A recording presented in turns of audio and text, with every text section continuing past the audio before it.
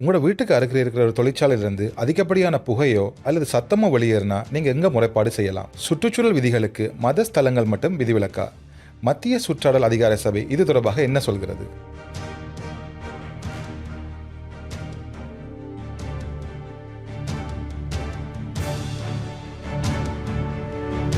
நோயநிதி பாட்காஸ்டுக்கு உங்களை அன்புடன் வரவேற்கிறோம். சுத்தமான காற்றை சுவாசிப்பதும் பாதுகாப்பான நீரை அருந்துவதும் எங்களது அடிப்படை உரிமை. அதே நேரத்தில் இயற்கை வளங்களை மாசுபடுத்துவதற்கும் சுரண்டுவதற்கும் எங்கள் யாருக்கும் உரிமை இல்லை. அதன் அடிப்படையில் இன்று நாங்கள் பார்க்கவிருக்கும் சட்டம் 1980ஆம் ஆண்டின் 47ஆம் இலக்க தேசிய சுற்றாடல் சட்டம். இது தொடர்பாக எங்களுக்கு தெளிவான விளக்கங்களை தருவதற்காக சட்டத்திரணி மிஸ்ஸஸ் FRC தலயசிங்கம் அவர்கள் எங்களோட இன்றைக்கு இணைந்திருக்கிறார். நாங்கள் வர வரவேற்கலாம். வணக்கம். வணக்கம். வணக்கம். முதலாவது எங்களுக்கு என்ன தெரிஞ்சு கொள்ள விருப்பம் என்றால், இந்த சுற்றுலா தொடர்பான சட்டம் உரிமை என்பது ஒரு அடிப்படை உரிமையா? உண்மையில் அரசியலமைப்பு சட்டம் எடுத்தோம்னு சொன்னால் அநேகமான உரிமைகள் அதில் குறிக்கப்பட்டிருக்குது. ஆனால் சில உரிமைகள் வெளிப்படையாக குறிப்பிடப்படாவிட்டாலும் உண்மையில் எங்களை நீதித்துறையினுடைய அந்த முற்போக்கு தன்மை நிமித்தம் அது அடிப்படை உரிமை என்ற ஸ்தானத்தை பெற்றுள்ளது. ஓகே. மற்றது இப்போ இந்த சட்டம் தொடர்பாக இப்போ எங்களை பொதுமக்கள் மற்றது இது பொறுப்பாக இந்த அதிகாரிகளுடைய கடமைகள் மற்ற பொறுப்புகள் என்ன? உண்மையாகவே உண்மையில் இந்த சட்டத்தை பொறுத்தளவில் உண்மையில் நாங்கள் இது மட்டும் பார்க்காம மற்ற சட்டங்களோட சேர்த்து தான் பார்க்கணும். இப்போ இதை பொறுத்தளவில் சுற்றாடலை பொறுத்தளவில் அரசியலமைப்பு சட்டத்தில் சொல்லப்பட்டிருக்கிறது அடிப்படை கடமைகள். இப்போ உண்மையில் இலங்கையை பொறுத்தளவில் அநேகமாக உரிமைகளுக்கு முக்கியத்துவம் கொண்டு வர நிலை தான் நாங்கள் காணுகிறோம். அப்போ சட்டங்களையும் அப்படிப்பட்ட அம்சங்கள் தான் காணப்படுகின்றன. இப்போ நாங்கள் எப்போவுமே உரிமைகளை பற்றி பேசிக்கொண்டு வர்ற காலம் மாறி இப்போ நீதித்துறையினுடைய செயல்பாடு காரணமாக மற்றவர்களுடைய விழிப்புணர்வு காரணமாகவும் இந்த அடிப்படை கடமைகளுக்கு சட்ட அந்தஸ்து கொடுக்கப்பட்டிருக்குது. இவன் முந்தைய அப்படி இருக்க இல்லை. உதாரணமாக பார்த்தோம்னு சொன்னால் இப்போ எங்களுக்கு நீங்கள் சொன்ன மாதிரி சுத்தமான காற்றை சுவாசிப்பதற்காக எங்களுக்கு ஒரு உரிமை, அது ஒரு அடிப்படை உரிமை. அது மட்டும் இல்லாமல் மாசடைந்த காற்றை நாங்கள் சூழலால் தாக்கப்பட்ட அப்படிப்பட்ட காற்றை நாங்கள் சுவாசிக்க எங்களுக்கு தேவையில்லை. அப்படியெல்லாம் இருந்த போதிலும் தேசத்தில் ஏற்படுகிற மாற்றங்கள் நிமித்தமாக ஒரு பக்கம் வளர்ச்சி அடைந்து கொண்ட அதே நேரத்தில் தேசம் இந்த பின்னோக்கி போகிற காரியங்களும் இருக்குது. ஏனென்று சொன்னால் சட்டத்தை அவர்கள் நிறைய பேர் சட்டத்துக்கு முக்கியத்துவம் கொடுக்காமல் தாந்தோன்தனமாக நடப்பது ஒரு பக்கம், அதிகாரிகளும் அதற்கு உடந்தையாக இருக்கிறது. உதாரணமாக நீங்கள் எடுத்துக்கொண்டீங்கன்னு சொன்னால் எப்பாவல வழக்கை பற்றி உங்களுக்கு அறிஞ்சிருப்பீங்களோ தெரியல.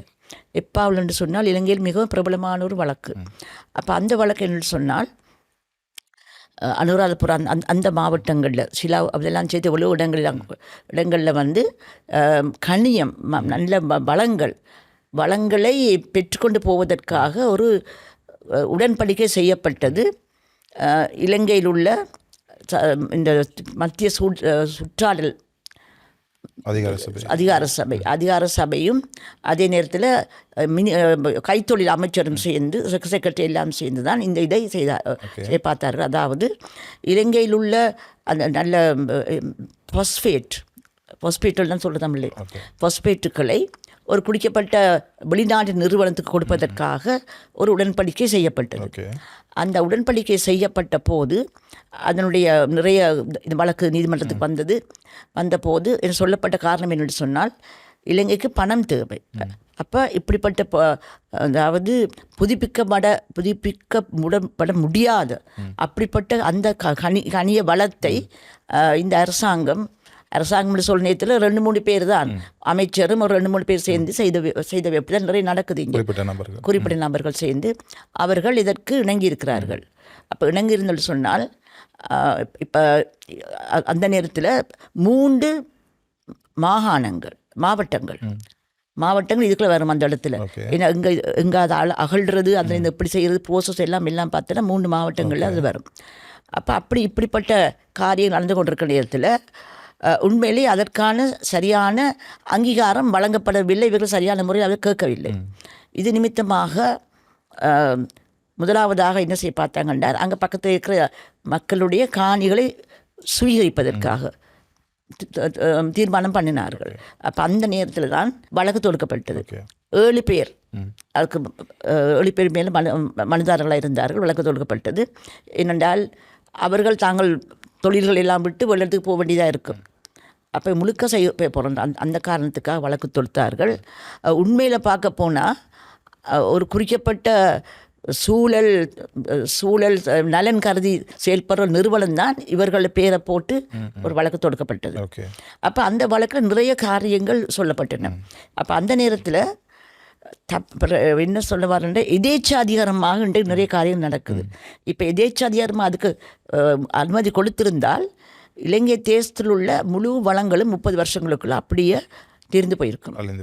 அது மட்டும் இல்லாமல் அவர்கள் இந்த சொன்ன சட்டத்தின் கீழே செயல்படவில்லை. அது அந்த ஏற்பாடுகளை மீறி செயல்பட்டார்கள். ஏற்பாடுகளை மீறி செயல்பட்டபடியால் சரியான நடவடிக்கை செய்ய முடியவில்லை. எனவே தான் நீதிமன்றத்துக்கு போக வேண்டிய கட்டம் ஏற்பட்டது. 30 வருஷத்துக்குள்ளே அந்த கனவும் இல்லாமல் போயிருக்கும். அப்போ புகை, அதால் வர்ற புகைகள் அதுகள் எல்லாம் தோன்றதால் ஏற்படுற சூழல் மாசுகள் தோண்ட கனிம இன்னும் அதுக்கெல்லாம் அதை சுவாசிக்கிறவங்க இன்னும் மிச்சம் மோசமான இதுகள் வரலாம். அதெல்லாம் கொண்டு போயிட்டு வேறு எங்கேயோ டம்ப் பண்ணி போட்டுட்டு சேர்த்தான் இருந்தாங்க. இப்போ நாங்கள் எல்லாம் நீங்கள் பார்த்தீங்கன்னா விளங்கும் அதில் மிகவும் மோசமான முறையில் இலங்கை தேசம் பாதிக்கப்பட்டிருக்கும். எனவே தான் நீதிமன்றத்துக்கு இந்த வழக்கு எடுத்துக்கொள்ளப்பட்டது. அப்போ அந்த வழக்கை நீங்கள் எடுத்தீங்கன்னு சொன்னால் நிறைய காரியங்கள், அதாவது நீங்கள் சொன்ன மாதிரி எதேச்சாதிகாரமாக செயல்படுறது, அதிகாரிகள் செயல்படுறது, அதை நான் கொஞ்சம் விளக்க விரும்புகிறேன். என்னென்று சொன்னால் அது சொல்கிறது நிறைய சூழல் சம்பந்தமான பிரின்சிபல்ஸ், கோட்பாடுகள் அதில் சொல்லப்பட்டது. முதலாவது என்னென்று சொன்னால் பப்ளிக் ட்ரஸ்ட் டாக்ட்ரின் உண்டு, பொதுமக்கள் நம்பிக்கை கோட்பாடு. அதாவது நீங்கள் பார்த்தீங்கன்னா அரசியலமைப்பு சட்டத்தில் 3 துறைகள் இருக்குது. சட்டவாக்குத்துறை, நிறைவேற்றுத்துறை, நீதித்துறை. இப்போ நிறைவேற்றுத்துறையை பார்லிமெண்டத்தை பொறுத்தவரை சட்டவாக்குத்துறையினர்னு பார்த்தா அங்கே இருக்கிற அவ்வளோ பேருமே பொதுமக்களுடைய பிரதிநிதிகள். அப்போ பிரதிநிதிகள் பொதுமக்களுக்கு சார்பாகத்தான் செயல்பட வேணும். மற்றது அந்த நிறைவேற்றுத்துறையும்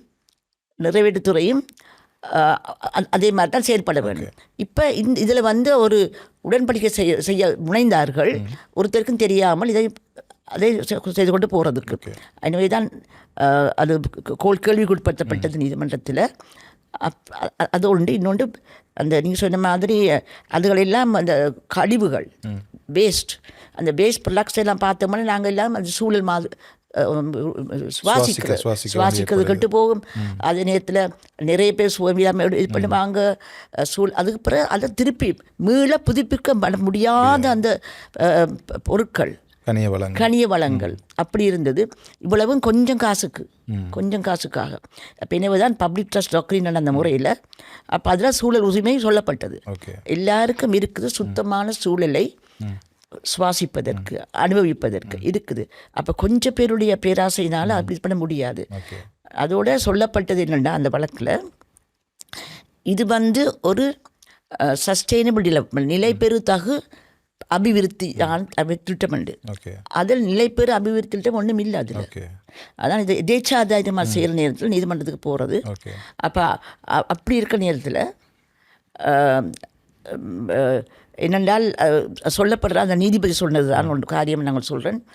நிலைபெறு தகு அபிவிருத்தி என்றால் என்னென்னு சொல்கிறேன். அது முக்கியமாக இந்த சூழலுக்கு வாரது. நிலைபெறு தகு அபிவிருத்தி என்றால் சூழலை பாதுகாத்து கொண்டு அதே வேலையில் தான் மற்ற கருத்துட்டங்களுக்கு நீதிமன்றமோ அல்லது அந்த மற்ற அதிகாரிகளோ தன் அனுமதியை வழங்க வேணும். இப்போ இதில் அப்படி ஒன்றும் இல்லை. அப்போ நீதிபதி சொல்கிறார், ஜஸ்டிஸ் அமரசிங்க, அவர் சொல்கிறார், உண்மையிலேயே நிலைபெறு தகு அபிவிருத்தி என்று சொன்னால் பொதுமக்கள் நன்மை பெற வேண்டும். என்னடா பொதுமக்கள் பிரதிநிதிகள் தான் பாராளுமன்றத்தில் இருக்கிறாங்க. இப்போ ஜனாதிபதியை பொறுத்தளவில் பொதுமக்களால் தேர்ந்து செய்யப்பட்ட அப்படிப்பட்ட நேரத்தில் அவர்கள் எதேச்சாதிகாரமாக வீண் விரயமான முறை ஒன்றும் செய்ய முடியாது. அப்போ அவர்கள் சொல்கிறார் என்றால் இது செய்கிறதால இலங்கை வளங்கள் இல்லாமல் போகும். பொதுமக்கள் மனிதன் எப்படி அபிவிருத்தி பெறுறாங்க, எல்லாத்துக்கும் அது சொல்லப்பட்டது. மனிதன் மையப்புள்ளியாக இருக்க வேண்டும் எல்லா அபிவிருத்தி திட்டங்களுக்கும். அப்போ அது இல்லாமல் மற்ற எது நடந்தாலும் அது தடுக்கப்பட வேண்டியது என்று சொல்லப்பட்டு கடைசியில் நிறைய காரியங்கள் சொல்லப்பட்டது. ஓகே. அதே நேரத்தில் 30 வருஷத்துக்குள்ளே இந்த முழு இதுவும் இல்லாமல் போயிடும், வருங்கால சந்ததிக்கும் ஒன்றும் இல்லை. அப்போ எனவே அது உண்மையில் அடிப்படை உரிமையாகத்தான் இருக்குது. நன்றி. ஒரு தெளிவான விளக்கத்தை வழங்கியிருந்தீங்க. அந்த இயற்கை சூழலை வந்து நாங்கள் சரியான முறையில் பாவி காட்டி அது எங்களோட எதிர்கால சந்ததியினருக்கும் இல்லாமல் ஒரு யாருக்குமே யாருக்குமே பிரயோசனப்படாத ஒரு விஷயமா போயிடும். ஓகே, நன்றி. இப்போ அடுத்த கேள்வி என்னென்னா, இந்த சுற்றுலா தாக்க மதிப்பீடு அறிக்கை என்று சொல்கிறது வந்து ஏன் அவசியமாகுது? இப்போ ஏன் அவசியம்னு சொன்னால், உதாரணமாக இப்போ நான் சொன்ன இந்த எப்பாவள கேஸ், சூழலில் பலத்த தாக்கத்தை ஏற்படுத்தக்கூடிய எந்த கருத்திட்டமும் அது மாதிரி நிறைய போட்டிருக்கிறாங்க, எல்லாம் கெசட்டில் எல்லாம் இருக்குது. அப்போ அதுக்கு இந்த சூழல் தாக்க மதிப்பீட்டு அறிக்கை கட்டாயம் செய்ய வேணும். இங்கே அது ஒன்றும் செய்யலை. எல்லாமே நடக்கப்பட்டது எப்படின்னு சொன்னால் மிக ரகசியமாக நடக்க, பொதுமக்களுடைய காணி, பொதுமக்களுடைய சொத்துக்கள், அதை சில அதிகாரிகளும் அரசாங்க அமைச்சர்களும் மற்றவர்களும் அதிகாரிகளும் சேர்ந்து செய்யப்பாக்க கேட்டீங்க கேள்வி உண்டு. அதிகாரிகள் சொல்லி அதிகாரிகளுடைய சம்மதம் இல்லாமல் இது நடக்க முடியாது. அதிகாரிகள் பயத்தில் செய்திருக்கலாம், அப்படி இல்லாவிட்டு அதான் பொறுப்பு இல்லாமல் நடந்திருக்கிறாங்க. அப்போ இதில் அப்ளை பண்ண பிறகு சூழல் தாக்க மதிப்பீடுன்னு சொல்ல நேரத்தில் அது ஆரம்பத்திலே செய்யப்பட வேண்டியது. இப்போ இந்த வழக்கிலையும் இல்லை, சில நிறைய வழக்குகள் செய்யாமல் இருக்குது. இப்போ 2 விதமான அறிக்கை நான் உடனே இதை சேர்த்து சொல்லிடுறேன் நீங்கள் மட்டும். ஒன்று வந்து பொது என்னது EIA, ஒன்று வந்து IEE, அதாவது சூழல் தாக்க மதிப்பீட்டு அறிக்கை. மற்றது வந்து ஆரம்ப சூழல் தாக்க மதிப்பீட்டு அறிக்கை. இப்போ முதலாவது பொறுத்தளவில் ஒரு குறிக்கப்பட்ட கருத்திட்டத்தின் தாக்கம் கூடுதலாக இருந்தால் அது எடுக்கணும். அது என்ன எடுக்கணும்னா அப்ளை பண்ணுவாங்க. அப்ளை பண்ண பிறகு அவங்க வந்து எல்லாம் பப்ளிஷ் பண்ணுவாங்க. அது வந்து பேப்பரில் முந்தி பப்ளிஷ் பண்ணி கொண்டு வந்தாங்க. அது மக்களுக்கு தெரிய வேணும். அப்போ தெரிஞ்சால் தான் மற்றவர்கள் வந்து தங்களோட கருத்துக்களை தெரிவிக்கலாம். தெரிவித்த பிறகு இப்போ இதில் அப்படி சில இதில் செய்யப்பட்டது. அப்போ இதுக்கு ஒரு உதாரணமாக சொன்னோன்னா, இலங்கைக்கு இந்த கொழும்புக்கு மாத்தறை எக்ஸ்பிரஸ்வே ஒன்று வந்தது. கொழும்பு மாத்தறை எக்ஸ்பிரஸ்வே இப்போ பார்ப்பீங்க, அதெல்லாம் புதுசாக போட்டிருக்கண்டு. இப்போ அது செய்யறது என்ன செய்தாங்கன்னு சொன்னால், சூழல் தாக்க மதிப்பீட்டு அறிக்கை ஒன்று செய்துட்டு அப்போ மக்கள் எல்லாம் பார்த்துக்கிட்டு எல்லாம் பிறகு அது நடைமுறைப்படுத்துறதுக்கு முன்னால் அவங்க என்ன செய்தாங்கன்னா அந்த வழியை வேறு பக்கம் கொண்டு போயிட்டாங்க, டீவியேட் பண்ணிட்டாங்க. இப்போ அது தொடர்பாக ஒரு வழக்கு தொடங்கப்பட்டது. சரியா? இப்போ அனுமதி கொடுத்தா போல் பேசாமல் இருக்கக்கூடாது. ஏன்னா இவங்கள பொறுப்பு இருக்குது. அதான் இவங்களுக்கு எல்லாத்துக்கும் பொறுப்பு இருக்கிறது, பகிரங்க நம்பிக்கை பொறுப்பு. இப்போ அவங்க சொல்கிறது என்னென்னா, பெர்மிஷன் கிடைச்சாச்சு, டீவியேட் பண்ண முடியாது. அதை கோர்ட்டில் நீதிமன்றத்தில் கேள்விக்குட்படுத்தப்பட்டது. அப்போ இருந்தால் அதுக்கு பிறகு அவங்க என்ன செஞ்சுருக்கிறாங்கன்னா, அவங்க டிவியேட் பண்ண நேரத்தில் இன்னும் மக்களுடைய இன்னும் இந்த விடங்களை சுவீகரிச்சிருக்கிறாங்க. அப்போ இவ்வளோ தாக்கங்கள், அப்போ அப்படி செய்ய முடியாதுன்னு சொல்லி நீதிமன்றம் சொல்லப்பட்டது. அப்புறம் அதுக்கேற்ற மாதிரி அவங்க செய்ய வேண்டிய இது ஏற்பட்டது. எனவே அது அடிப்படை உரிமை தான், நேரடியாக உரிமையாக இல்லாவிட்டாலும் அது இப்படி எல்லா வழக்கிலையும் இப்போ அது ஏற்றுக்கொள்ளப்பட்டிருக்கு. நிறைய நீதிபதிகள் இப்போ எப்படி சொல்கிறாங்கன்றால், புது விடயங்களில் இருக்கிற சட்டத்துக்கு புது விளக்கம் சொல்கிறாங்க, புது வியாக்கியானம் சொல்கிறாங்க. அது நிமித்தமாகத்தான் சூழல், அதாவது என்வாயன்மெண்ட் ஒரு அடிப்படை உரிமையாக அங்கீகரிக்கப்பட்டிருக்கு. மற்றது இந்த சுற்றடல் மாசுபடுவதற்கு குறிப்பாக வந்து பிளாஸ்டிக்கால் ஏற்படுற இந்த சூழல் மாசுபாட்டுக்குரிய முக்கியமான காரணம் என்ன? இந்த மாதிரியான சூழலில் வந்து இதுக்கு யார் உண்மையாக பொறுப்பு கூற வேண்டிய ஆக்களாக இருக்கணும்? இப்போ என்னென்னு சொன்னால், நிறைய சட்டங்கள் கொண்டு வந்திருக்கு. சரியா? பிளாஸ்டிக்ஸ் பாதிக்கக்கூடாது, அதுகளெல்லாம் கொண்டு வந்துருக்குறாங்க. அப்போ அப்படி இருக்கிற நேரத்தில் எப்படின்னு சொன்னால், நீங்கள் ஒரு இதுக்கு போகிறீங்க, ஃபுட் சிட்டிக்கு போகிறீங்க, ஃபுட் சிட்டி போயிட்டு இங்கே கேட்குறீங்க பேக் ஒன்று தர சொல்லி, நீங்கள் தான் கேட்குறீங்க, அப்படியும் அவங்க போட்டு கொடுப்பாங்க. அப்போ கொஞ்ச நாள் தடுக்கப்பட்டிருக்கிறது. அப்போ ஒருவர் போய் கேட்டிருக்கிறாரு, அவங்க கொடுக்கையில் தரையிலண்டு 5 ரூபாக்குண்டு. அப்போ அவன் சொன்னாங்க, அது இல்லை, அவர் வந்து அதை கொஷன் பண்ணினார், பேக் தர முடியாதுன்னு சொன்னாண்டு. அப்படி சொல்லப்பட்டிருக்கு. அதே சட்டம் உண்மையில் வரையில, ஆனால் அப்படிப்பட்ட ஒரு இது ஒன்று இருந்தது. அப்போ சொல்லப்பட்டது என்னென்னு சொன்னால், இந்த நீங்கள் காசு வாங்குறது சரியா இல்லையா, காசு வாங்குறதா சரியான்னு சொன்னால், இப்போ நீ அது மாசுபடுது. இப்போ நாங்கள் ஒரு பேக்கை கொண்டு போனால் இந்த பிரச்சனை இல்லை. இப்போ இது என்ன சொல்லணும்னு சொன்னால் பொதுமக்கள் தங்களோட கடமைகளை உணர வேணும். கடமையில் உணர்ந்தால் தான் இந்த இதில் தடுக்க முடியும். அது இப்போ இந்த நேரத்தில் சொல்கிறேன் உங்களுக்கு 28ஆம் உறுப்புரை அரசியலமைப்பு சட்டத்தில் 28ஆம் உறுப்புரை 27 முக்கியமாக இருக்குது. 27 28 தான் இந்த சூழலை பொறுத்தவரை மிக முக்கியமானதுகள். 27 சொல்லப்பட்டிருக்கிறது என்ன செய்யணும் என்ன செய்யக்கூடாது எல்லாம் போட்டு சூழலையும் பற்றி போட்டிருக்கு. சூழல் மாசுபடுத்தக்கூடாது எல்லாம் போட்டிருக்குது. 28ஆம் உறுப்புரை சொல்லப்பட்டிருக்குது. ஒரு முக்கியமான ஒரு உறுப்புரை. நீங்கள் அதுக்கு எவ்வளோ முக்கியத்துவம் கொடுக்க முடியுமோ அவ்வளோ முக்கியத்துவம் நீங்கள் கொடுக்க வேணும், எல்லாரும் கொடுக்கணும். அதில் போட்டிருக்குது அடிப்படை கடமைகள் இல்லாமல் அடிப்படை உரிமைகள் வர முடியாது. அது ரெண்டும் இணைந்திருக்கு. சரியா? அப்படியே 28ஆம் உறுப்புரையில் சொல்லப்பட்டிருக்கு. சரியா? அடிப்படை கடமைகள் இல்லாமல் அடிப்படை உரிமை வர முடியாது. இப்போ எனக்கு உரிமை இருக்குது ஒரு பிஸ்னஸ் செய்கிறதுக்கு. ஆனால் அதே நேரத்தில் நான் சூழல் மாசுபடக்கூடிய வகையில் செய்ய முடியாது. இப்போ லைசன்ஸ் எடுத்தால் கூட சில பேர் எடுத்தால் கூட அதுக்கு கொடுக்கப்பட்ட அந்த நிபந்தனைகளை மீறி நடக்கிறாங்க.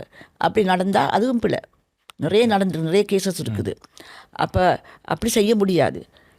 இதில் சொல்லியிருக்கு இந்த உறுப்புரை தே ஆர் இன்செப்பரபிள்னு அழகாக சொல்லியிருக்கு. Fundamental duties and fundamental rights are inseparable. வேறு பிரிக்கப்பட முடியாது. எனக்கு ஒரு உரிமை இருந்தால் எனக்கு ஒரு கடமையும் இருக்குது. உதாரணமாக என்னோட உதாரணம் சொல்கிறேன் உங்களுக்கு. அப்போ உங்களுக்கு தெரிஞ்சிருக்கும் சுண்ணாகம் வழக்கு நிறைய பேர் தெரிஞ்சிருக்கும்னு நினைக்கிறேன். நீர் சம்மந்தமான நீர் சம்மந்தமான வழக்கு. சரியா? அதில் ஒரு பெரிய ஒரு கேஸ் சொன்னது. அப்போ அதில் சொல்லப்பட்டிருக்கு இப்போ நீர் ஒரு அத்தியாவசிய தேவை. சரியா? அப்போ அது அத்தியாவசியம். அடிப்படை உரிமை வர இது அத்தியாவசிய ஒரு உரிமையாக இருக்கிறது. தண்ணீர், சுவாசம் இதெல்லாம் அடிப்படை உரிமைகளும் அத்தியாவசிய உரிமைகளுமாக இருக்குது. எசென்ஷியல் மாதிரி வருது. அப்போ அப்படிப்பட்ட சந்தர்ப்பத்தில் இவர்கள் ஸ்டார்ட் பண்ணாங்க அப்படின்னு சொன்னால் EIA அதுக்கு வர்றேன். உங்களுக்கு ஒரு குறிக்கப்பட்ட இதுக்கு மேலே நீங்கள் செய்கிறேன்னு சொன்னால் அந்த மின்சாரத்தை பிறப்பிக்கிறா இருந்தால் நீங்கள் EIA எடுக்கணும். இவங்க என்ன செய்தாங்கன்னு சொன்னால் இந்த கம்பெனி குறைஞ்ச இது சொன்னாங்க, இப்படி தான் நாங்கள் பிறப்பிக்க போகிறோம்னு சொல்லிட்டு. அப்போ EIA தேவையில்லை. அப்படி செய்து போட்டு போய்கொண்டிருக்க நேரத்தில் அதை கூட்டிட்டாங்க. சரியா? அப்போ மக்களுக்கு தெரிய வராது. நாங்கள் பார்த்தோமே பொதுமக்கள் பங்கேற்கக்கூடியதாக இருக்குண்டு பப்ளிக் ஹியரிங் அது ஒன்றுமே இல்லாத மாதிரி செய்தார்கள். பிறகு எனவே அதுக்கு பிறகு அது கேள்வி கொடுத்தப்பட்டது. நான் உங்களுக்கு சுருக்கமாக சொல்கிறேன்.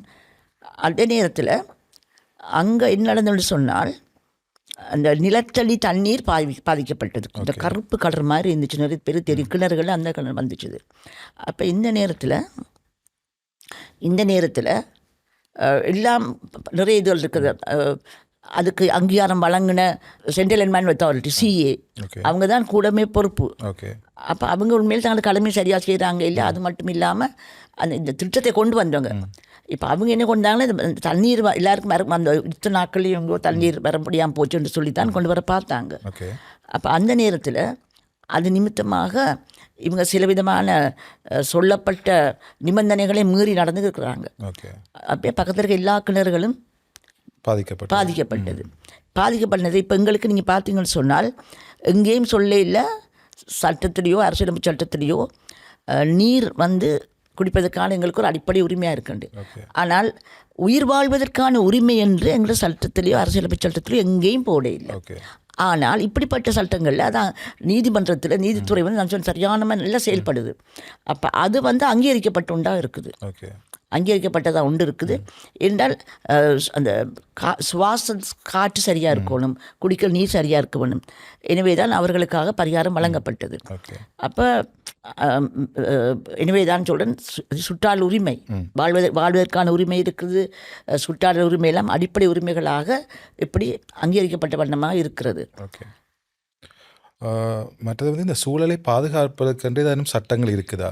அல்ல சில நேரத்தில் ஒரு தொழிற்சாலை அந்த ஆறுகள் இல்லாட்டி காற்றை மாசுபடுத்தினா பொதுமக்கள் அதை குறித்து யார்கிட்ட முறைப்பாடு செய்ய வேண்டியிருக்கும்? இப்போ இப்படின்னு சொன்னீங்க என்றால் நான் EIA ஒன்று சொல்லுந்தானே ஒன்று கருத்திட்டங்களை பொறுத்தளவில் என்னென்ன போட்டிருக்கு அதெல்லாம் கெசட் பண்ணியிருக்கு. அதுகளுக்கு தான் நாங்கள் சொன்னோம் இப்படி சுண்ணாகம் கேஸ் மாதிரி எப்பாவள கேஸ் மாதிரி எல்லாம் அதுக்குள்ள வரும். இன்னொன்று இருக்குது வந்து சூழல் பாதுகாப்பு உரிமம் உண்டு. சூழல் பாதுகாப்பு உரிமை. இப்போ இந்த இண்டஸ்ட்ரீஸ் இருக்குது தானே, இப்போ இண்டஸ்ட்ரீஸை பொறுத்தளவில் அவங்க வந்து பெர்மிஷன் எடுக்கணும் உள்ளூராட்சி சபைகள்கிட்ட. சரியா, மாநகர சபையோ அல்லது வேறு சபைகள் மூலமாக அவங்கள்ட்ட இருந்து எடுக்க வேணும். எடுத்த பிறகு பெர்மிஷன் எடுக்கணும் லோக்சபா உள்ளூர் அதிகார சபைகள். எடுத்த பிறகு அந்த கண்டிஷன்ஸ் போடுவாங்க, இப்படித்தான் புகை வெளியிட வேண்டும், இதுக்கு மேலே போகக்கூடாது, அது மாசுபடுத்தக்கூடாது எல்லாம் சொல்லப்பட்டிருக்கும். அப்படி செய்தால் உண்மையிலேயே யார் இந்த உரிமத்தை வழங்குதோ அவங்களுக்கு ஒரு முக்கியமான கடமை இருக்குது, அதை கண்காணிப்பதற்கு. கண்காணிப்பதான கடமை இருக்குது. இப்போ நான் உங்களுக்கு சொன்ன அந்த மெட்ட வழக்கில் கூட EIA இருந்தது, EPL அதுகளும் இருந்தது. அப்போ கண்காணிப்பு செய்கிறது இல்லை. சென்ட்ரல் என்வாயன்மெண்டல் அத்தாரிட்டி வந்து அவங்களுக்கு எதிராக நிறைய வழக்குகள் இருக்குது. ஏனென்றால் அது கொடுத்த பிறகு கவனிக்கிறது இல்லை. இப்போ அண்மையில் ஒரு திருத்தச் சட்டம் நான் லீகல் டிராஃப்ட்ஸ் டிபார்ட்மெண்ட்டில் ஒர்க் பண்ண நேரத்தில் அதில் நான் ஒர்க் பண்ண நேரத்தில் நானும் அதில் இன்வால்வ்டாக இருந்தேன். அது என்னென்று சொன்னால் மானிட்டரிங் டியூட்டிஸ் அது முந்தி இருக்க இல்லை. மானிட்டரிங் டியூட்டிஸ்ன்னு சொன்னால் மேற்பார்வை கண்காணிப்பு பொறுப்பு கொடுத்து போட்டு சும்மா இருக்கிறது இல்லை. அப்போ போய் இப்போ பார்க்க வேணும். ஆனால் அதுவும் செயல்பாடு சட்டங்கள் இருக்குது, ஏராளமான சட்டங்கள் நாளைக்கு இருக்க சட்டங்கள் நல்ல தாராளம். ஆனாலும் பொறுப்புணர்ச்சி இல்லை. அது என்னன்னு சொன்னால் இப்போ பொதுமக்கள் வழக்கு தொடுக்கிறது தான் சென்ட்ரல் என்வாயன்மெண்டல் அத்தாரிட்டிக்கு வழக்கு தொடுக்க வேணும். அதே நேரத்தில் அதுக்கு லைசன்ஸை கொடுத்த உள்ளூர் அதிகார சபை அது கண்காணிக்க வேணும், சும்மா இருக்க முடியாது. அப்போ எனவே இந்த அவர்களுடைய பொறுப்பற்ற தன்மை, பொறுப்பில்லாமை, அதுக்காக வேண்டி தான் இப்படிப்பட்ட நிறைய நடந்து கொண்டிருக்கிறது. செய்யலாம், ஆனால் செய்யாமல் இருக்கிறாங்க. மெட்டர் நீங்கள் இந்த பாலித்தீனை பற்றி கேட்டீங்க, பிளாஸ்டிக் பாலித்தீன். அப்போ நிறைய இதுகள் வந்திருக்கு. முந்தைய நினைவிற்கு அவங்களுக்கு எல்லா இடமும் இந்த எங்கேயும் எலெக்ஷன் நேரத்தில் எல்லா இடத்துலையும் பார்ப்பீங்க என்னது கொடிகள், பிளாஸ்டிக் கொடி. இப்போ ஒன்றுமே இல்லை. ஏன்னா அதான் தடை செய்யப்பட்டிருக்கு, ரெகுலேஷன் செய்யப்பட்டிருக்கு, ஒவ்வொரு மாதிரி இருக்குது. இப்போ சட்டம்னு சொல்கிற நேரத்தில் முதலாவது அரசியலமைப்பு சட்டம், அது கீழே தான் அரசாங்கம் பாராளுமன்றம் தன் கடமைகளை உரிமைகளை பெற்றுக்கொள்வது அவங்களோட எல்லாம் அதுலேயும் தான் வரும். அதுக்கு பிறகு தான் அமைச்சருக்கு அதிகாரம் கொடுக்கப்பட்டிருக்குது. இது கட்டளை சட்டங்கள் ஆட்பதற்கு ரெகுலேஷன்ஸ் ரூல்ஸ் எல்லாம் செய்கிறதுக்கு. அதில் என்ன சொல்கிறது, கையடிக்கப்பட்ட சட்டமன்ற பாராளுமன்ற சட்டத்தின் கீழே பெற்றுக்கொள்வது. அதே மாதிரி இன்னொன்று இருக்குது, நீதிமன்றத்துக்கு எப்பவும் போகலாம். இப்போ ஒரு ஆள் பாதிக்கப்பட்ட, இப்போ இதில் என்னன்னு சொன்னால் அரசியலமைப்பில் சொல்லப்பட்டிருக்கு, ஒரு ஆள் பாதிக்கப்பட்ட ஒரு ஆள் அல்லது அவருடைய சார்பில் ஒரு சட்டத்தரணி போகலாம்னு தான் இருக்குது, வேறு யாரும் போக இயலாது. ஆனால் அப்படிப்பட்ட மட்டுப்படுத்தப்பட்ட வியாக்கியானங்களை நான் கொடுத்தோம்னு சொன்னால் பாதிக்கப்பட்டதுக்கு நிவாரணம் கொடுக்க முடியாது. அப்போ எனவே தான் இப்போ என்ன செய்கிறாங்கன்னால் மற்ற சொல்கிறது பொதுமக்கள் அக்கறை வழக்காடல் பப்ளிக் இன்ட்ரெஸ்ட் லிட்டிகேஷன். அது இந்தியாவில் ஸ்டார்ட் பண்ணப்பட்டது. இலங்கையிலையும் இப்போ நிறைய நீதிபதிகள் அதை பின்பற்றி வந்து இலங்கையில் நிறைய இது செய்கிறாங்க. அப்போ பாதிக்கப்பட்ட தனிநபர் மட்டுமல்ல, மற்றவர்கள் கூட, அதாவது இயக்கங்கள் இருக்கிறன, இயக்கம் சொல்ல நேரத்தில் சூழலை பாதுகாப்பதற்கான சில நிறைய அமைப்புகள் இருக்குது. அந்த அமைப்புகள் எவ்வளவோ போட்டு இது பண்ணியிருக்கிறேன். நான் உதாரணமாக சொல்லணும்னு சொன்னால், இன்றைக்கு நீங்கள் என்ன காற்றை நாங்கள் சுவாசிக்கிறோம், சுத்தமான காசை சுவாசிக்கிறோமா இல்லை. இப்போ அந்த நேரத்தில் லலனாதி சில்வான் ஒருவர், உண்மையில் அவர் தான் நாங்களாம் முதல்ல அந்த பாடம் எங்களுக்கு பாடமாக இருக்கையில் புதுசாக வந்தது, அவர் எங்களுக்கு லெக்சரர்ஸுக்கு படித்து கொடுத்தாரு. குடித்த பிறகு தான் நாங்கள் மற்றவங்க எல்லாம் ஸ்டார்ட் பண்ணது மற்ற இடங்களில். இப்போ அவர் என்ன செய்தார்ன்னு சொன்னால் ஒரு வழக்கு தொடுத்தார் உயர் நீதிமன்றத்தில். அவர் என்ன சொன்னார் என்றால், அவர் இருக்கிறது கொழும்பை சுற்றியுள்ள அந்த இடம். அப்போ அந்த இடத்துல தான் சுவாசிக்கிற காற்று வந்து சுத்தமான காற்று இல்லை, அது மாசுபட்ட காற்று. எனவே இது கஷ்டமாக இருக்குது. இவர்கள் காரணம் என்னன்னு சொல்லி அவருடைய அது எப்படி தடுக்கிறதுக்கு அவர் சொன்னார்ன்னு சொன்னால், இந்த சூழல் அதிகார சபை சென்ட்ரல் என்வாயன்மெண்டல் அத்தாரிட்டி இதற்காக இதை உருவாக்கணும். ஓகே. அதாவது ரெகுலேஷன்ஸ் கொண்டு வரணும். உயர் நீதிமன்றத்தில் வழக்கு தொடுக்கப்பட்டது. உயர் நீதிமன்றத்தில் வழக்கு தொடுக்கப்பட்ட நேரத்தில் அப்போ அவங்க என்ன சொன்னார்னு சொன்னால் ஜஸ்டிஸ் மார்க்ஃபனோடு தான் இருந்தால் அப்போ தொடுக்கப்பட்டது. இப்போ அதில் அவர் கேட்டது என்னென்னு சொன்னால் அவர் நேரடியாக அதில் வர்றபடியாக நேரடியாக பாதிக்கப்பட்டதுன்னு சொன்னார். அப்படியும் இல்லாட்டியும் கூட இப்போ இந்த நீதிமன்றம் எல்லா விதமான இதுகளையும் அனுமதிக்கிறபடியாக செய்தாலும் அந்த அவருக்கு சரியான முறையில் ஒரு அதிகாரம் வழங்கப்பட்டிருக்கு. இன்னொன்று என்ன சொல்கிறேன்னு சொல்கிறேன், உங்களை போல இத்தனை அமைப்புகள் இருக்கலாம், நிறைய அமைப்புகள் இப்போ நீதிமன்றத்துக்கெல்லாம் வருகுது. Person any person on his பிஹாஃப்ன்ட்டு தான் ஒரு அட்டர்னேட் லாவில் போட்டிருக்கு. ஆனால் நீதிமன்றத்தால் இது அவ்வளவு விரிவாக்கப்பட்ட காரணத்தினால மற்றவர்கள் கூட ஒரு தனி நம்பரோ அப்படி அந்த லல்நாடிஸில் நிறைய வழக்குகள் இருக்குது. இப்போ இந்தியாவில் பார்த்தீங்கன்னா எம்சி மேத்தான்னு நிறைய வழக்குகள் தொடுக்கப்பட்ட தனி ஒருவராக அந்த செல்வாக்கு தான் இலங்கை நீதிமன்றத்துக்கு இலங்கையில் அப்படிப்பட்ட முன்னேற்றமான காரியம் நடந்திருக்கு. அப்போ இவர் சொன்னார் என்றால் வெகு சீக்கிரமே இந்த ரெகுலேஷன் ஒழுங்கு விதிகள் அமைச்சரால் அமைக்கப்பட வேண்டும் என்று அதன் நிமித்தமாக அந்த புது ஒழுங்கு விதிகள் உருவாக்கப்பட்டன. சரியா? அடுத்த கேள்வி என்னென்னா, இந்த தொழிற்சாலை அல்லது மத நிறுவனங்களில் வெளிப்படுத்தப்படுற அதிகப்படியான சத்தம், இது எல்லாருமே நாங்கள் பொதுவாக எல்லாருமே எதிர்கொள்கிற ஒரு பிரச்சனை. ஸோ இந்த மாதிரி நேரங்களில் நாங்கள் எங்கே முறைப்பாடு செய்யலாம்? இல்லை அதுகளுக்கு ஏதாவது குறிப்பிட்ட விதிமுறைகள் இருக்குதா அவங்களுக்கு? இப்போ நிறைய இடங்கள் இந்த பிரச்சனை இருக்குது. அடுத்த எல்லா இடத்துலையும் பார்க்குறீங்களா, ஒரே ரோட்டில் இந்த பக்கம் ஒரு சத்தம் இருக்குது, மற்ற பக்கம் இன்னொரு சத்தம் இருக்குது, இப்படியே போட்டுக்கொண்டு போகிறது. இப்போ அது என்ன காரணம்னு சொன்னால், நான் உங்களுக்கு இன்னும் தெளிவுபடுத்த விரும்புகிறேன். ஆர்டிகல் 28 பற்றி அதில் போட்டிருக்கு, இந்த ரெண்டும் பிரிக்கப்பட முடியாது. உரிமைகள் இருக்குது, அந்த உரிமைகள் கடமைகளுக்கு உட்பட்டது, நிபந்தனைக்கு உட்பட்டது. ஒருத்தரும் சொல்ல முடியாது நான் ரோட்டில் எனக்கு இந்த நேரம் போகலாமன்னு நாலு ராத்து கத்தி கொண்டு போகலாமா, அப்படி செய்ய முடியாது. எல்லாத்துக்கும் நிறைய வழக்குகள் இருக்குது. தொழிற்சாலை வழக்குகள் நிறைய கிடக்குது. அந்த புகை போய் மற்றவர்கள் இது பண்ணி நிறைய பிரச்சனைகள் இருக்குது. இப்போ உதாரணமாக அந்த இதுதான் நான் உங்களுக்கு சொல்கிற முதல்ல மத நிறுவனங்களை பொறுத்தளவில் இப்போ நானும் யோசிக்கிறேன், ஏன் இப்படி மத நிறுவனங்கள் எல்லாம் பக்கத்தில் போடுறாங்க, லவுட் ஸ்பீக்கரை போடுறாங்க, காரணம் இருக்குமா? எந்த மதம் பெருசு, நான் போடுறேன், மற்றவன் போட்டா என்ன போடாட்டி என்ன? அதான் அரசியலமைச்சர் 28ஆம் உறுப்பு சொல்லுது, இது ரெண்டும் பிரிக்கப்பட முடியாது. கடமைகள் இல்லாமல் உரிமைகள் இல்லை. இப்போ எனக்கு வேணுமெண்டா நான் போட்டுக்கொண்டு போக முடியாது, மற்றவர்களுக்கு பாதிக்காத வரையில் செய்யணும். இப்போ இது உண்மையில் நீதிமன்றத்துக்கு போச்சுது ஒரு வழக்கொண்டு. சிராணி திலகுவர்தன அவங்க சொல்லி கொண்ட நல்ல விளக்கம் கொடுத்தாங்க. அது என்னட்டு சொன்னால், அது இந்திய வழக்கு அவ மேற்கோட்காட்டி அந்த இது சொன்னான். உதாரணமாக இந்திய படத்தை காட்டிட்டு அதில் ஒரு சின்ன ஒரு கேப் இருக்குன்னு வச்சுக்கொள்ளுங்களேன், அது பூர்ணமாகுமா? இல்லை. சரியா? இப்போ சில நேரங்களில் சில மதங்களுக்கு முக்கியத்துவம் கொடுக்குறாங்க, மற்ற மதங்களுக்கு கொடுக்குறாங்க இல்லை, அந்த பிரச்சனை இருக்குது. அப்போ அப்படிப்பட்ட நேரத்தில் மற்றவர்கள் பாதிக்கப்படுறாங்க. அதுதான் அந்த இது வேறு இந்தியாவில் சொன்ன வழக்கில் இந்த வழக்கில் அப்போ சொல்லி காட்டுறா.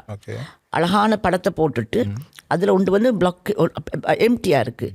ஏன்னா அவங்களுக்கு அதில் வர முடியுது இல்லை, அவங்க தடுக்கிறாங்க. ஆனால் சில நேரங்களில் பெரும்பான்மையான அப்படி ஒரு தடுக்கி கொடுக்க காரணங்கள் இருக்குது. அதே நேரத்தில் சொல்லப்பட்டது தான், என்னத்துக்கு இப்படி சத்தம் போடுறாங்க? மைக், இந்த மதங்கள் எல்லாம் மனுஷங்க உருவாக்குனது.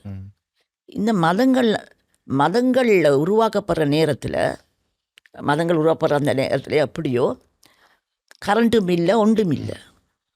அப்போ இதில் ஒன்றும் இருக்கே இல்லையே. இப்போ இதுகளெல்லாம் போடுறாங்க, அர்த்தம் இல்லை.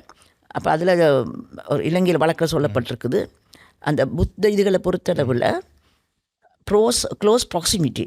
இப்போ நாங்கள் இங்கே இது பண்ணி கொண்டா மற்றவங்களுக்கு கிட்டத்தில் இருக்கணுமா, அப்போ தான் நம்ம அந்த தாக்கம் வருமண்டு. சரியா? அதில் தாக்கம் வரும்னு சொல்லப்பட்டிருக்குது.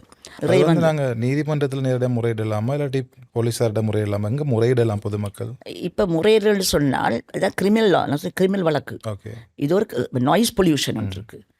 இப்போ 2 மாதிரி இருக்குது. ஒன்று வந்து என்னென்னா, இப்போ பெர்மிஷனோட ஒரு ஆள் செய்து கொண்டு போகிறாங்க, ஒரு இண்டஸ்ட்ரி ராத்திரி பகலாக அவங்க செய்து கொண்டு போகிறாங்க. அப்போ லைசன்ஸ் எடுத்து தான் செஞ்சுருப்பாங்க. ஒன்று வந்து பெர்மிஷன் எடுக்கணும், இஐ அந்த மாதிரி பெரிய ப்ரோசஸ். மற்றது வந்து விதிகள் கைத்தொழில்களுக்கு, அது இபிஎல், என்வரான்மெண்டல் ப்ரொடெக்ஷன் லைசன்ஸ். அப்போ அதுக்கு கண்டிஷன்ஸ் போட்டிருக்கும். அது சத்தம் வெளியே வரக்கூடாது, இப்படி வரக்கூடாது, அப்படி வரக்கூடாது, எல்லாம் இருக்கும். புகை வெளியேறக்கூடாது, அப்படி எல்லாம் இருக்கும். அப்போ அப்படி இப்போ சுண்ணாங்க வழக்கு பார்த்தீங்கன்னா இவ்வளோ விதமான பாதிப்பு ஏற்பட்டது. அப்போ அதே மீறி நடந்தால் அந்த யார் போலீஸ் கம்ப்ளைண்ட் பண்ணலாம் என்றால் பப்ளிக் நியூசன்ஸ், பொது தொல்லை என்று சொன்னால் அது ஒரு குற்றவியல் சட்டம். குற்றவியல் தவறு, குற்றவியல் தவறு. அந்த இதுக்கு நீ குற்றவியல் எடுத்து பார்த்தீங்கன்னு சொன்னால் அந்த சட்டத்தில் சொல்லப்பட்டிருக்கு, இதுக்கு எந்த விதமான விதிவிலக்கும் இல்லை, எந்த விதமான விதிவிலக்கும் இல்லை. அப்போ செய்ய முடியாது. இப்போ அந்த கம்பெனிக்கு எதிராக நீங்கள் போயிட்டு போடலாம், பிராதேச சபா லோக்கல் அத்தாரிட்டி போய் சொல்லலாம், பெர்மிஷன் கொடுத்துருந்தீங்கன்னா பாருங்க இப்படி செய்கிறாங்க. ஏன்னா அதில் ஒரு கண்டிஷன் போடுவாங்க, சத்தம் வெளியே வரக்கூடாது, மற்றது புகை வெளியே வரக்கூடாது. அப்படி நிறைய இதில் நடந்திருக்கு. இப்போ நீங்கள் பார்த்தீங்கன்னு சொன்னால் நிறைய இந்த என்னாவது பவர் ஜெனரேஷன் ப்ரொஜெக்டில் சிலாவில் நான் நினைக்கிறேன் அங்கேயோ பியோர் தொடர்ந்து நிறைய போச்சுது. அந்த யூனிஃபார்ம் எல்லாம் கூட அப்படியே பிளாக்காக இருக்குது. அப்போ பாருங்கள், அவங்க சுவாசிக்கிறது எந்த மாதிரி இருக்கும், எல்லா மாதிரியும் இருக்குது. அப்போ பெர்மிஷனோடு தான் நம்ம செய்திருக்கணும்.